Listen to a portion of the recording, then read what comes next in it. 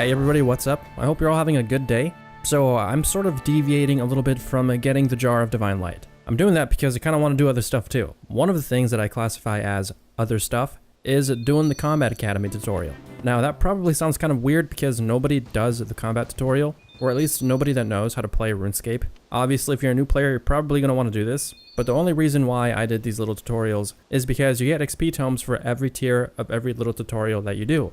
And each tutorial has 3 tiers, so that's 3 XP tomes per little tutorial, which is pretty good XP because the XP scales with your level. So I did that. I put all the tomes I got. I didn't finish the tutorial, but I put all the XP tomes that I got into Herblore because I think this is one of the harder skills to train as an Iron Man. I only put 1 XP tome into the summoning skill. It only gave us 1 level because it scales with your level, so we only got to 5 summoning there. As far as Herblore goes, I got up to 15 Herblore, I believe. We didn't really unlock much, to be honest. Level 15 Herblore is one of the requirements for Shades of Morton, and level 14 Herblore is one of the requirements for Watchtower. Like I said, not very exciting stuff. If you're starting a new character, I really encourage you to do the Combat Academy tutorial, not because you don't know how to do combat, but because it gives you a lot of good XP. Easy, free XP that all you have to do is just do what Lady Deathnell tells you to do. So after I did all the Combat Academy stuff, I moved back to get the Jar of Divine Light. I did the You Are It quest. I think this is one of the more recent quests. If you haven't done this quest, it's a quest that sort of revolves around doing clue scrolls, and throughout the whole thing, you pretty much are doing a clue scroll. Because I was lazy, I didn't blind quest it. I was using the wiki for assistance. Is that a regret? Probably. I don't know yet. I could still blind quest it on Elyem anyway. But essentially, this quest sends you on a really crazy treasure trail. It's not really a treasure trail, it's more like a truth trail. You don't really realize you're uncovering some truth until the very end. I'm not going to spoil the quest for you if you haven't done it. All I'm going to tell you is you get some more insight on one of RuneScape's oldest characters. Actually, I don't even think he's a character. I think he's more like a myth. Or not a myth, but a legend. I don't know. Point is that this was a really odd, but really amazing quest. Congratulations, we've just completed You Are It. We've been awarded with 1 quest point, easy, medium, and hard clue scrolls, and a puzzle casket. We're at 31 quest points, people. Very good. Because we're still moving towards getting the Jar of Divine Light, I moved on to do another quest. This time, I went over to White Wolf Mountain to do Violet is Blue. I started this quest on Elyem on the day it was released, but I don't remember what happened. I couldn't finish it, so I never got to see the ending of it. I'm going to start off by saying this is one of the cutest quests I've ever done in this game. Violet is by far, hands down, the cutest character in all of RuneScape. So we went through the blue portal, and this first part was the hardest part for me. I don't know why. I couldn't get past these stupid large snowballs. Apart from these stupid large snowballs, the rest of the puzzles in this quest were pretty cool. Pretty interesting. I really like the art style of this quest. I really like the art style of this environment. It was really cool. I also love the story of Violet is Blue. I love that we're supposed to turn some ordinary trip to the town into something magical for Violet. Like, this is something I think every kid would love to have as a child. Sadly, I didn't have anything as this amazing, so experiencing it through this quest was pretty amazing. Congratulations, we've just completed Violet is Blue. We've been awarded with 1 quest point, Lamps of Joy, Wonder and Laughter, and the Yeti title. We're at 32 quest points, people. Awesome.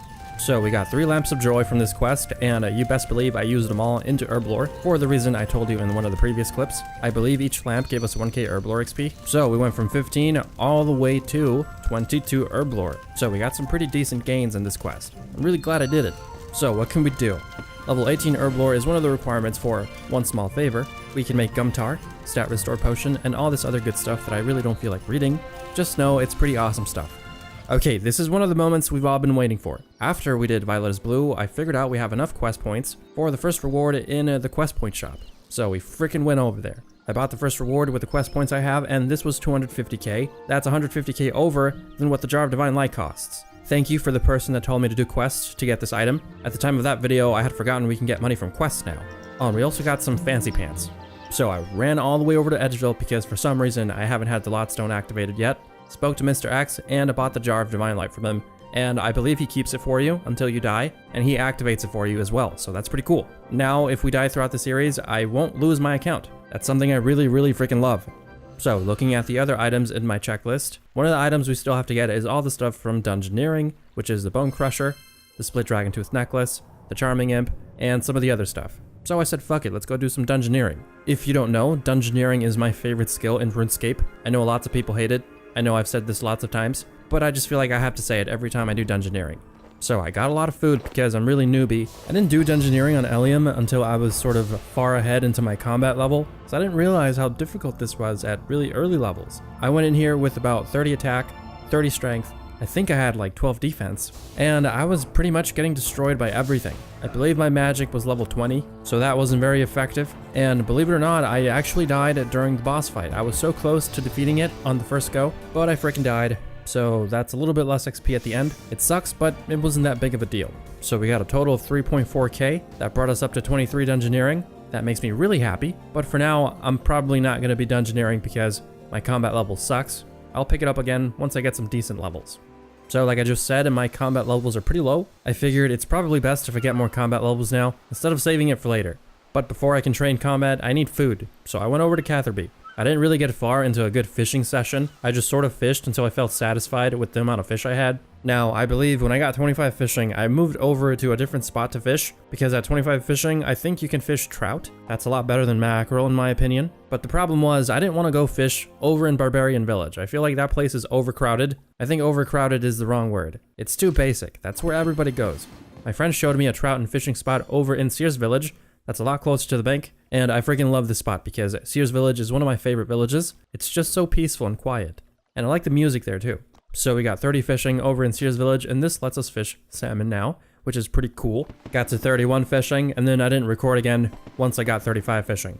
So I concluded the whole fishing session for food at 35 fishing. At this point, all we had to do left was cook the food, so I went back to Catherby. That place has a really good cooking spot because it's right next to the bank, so I obviously cooked all the food.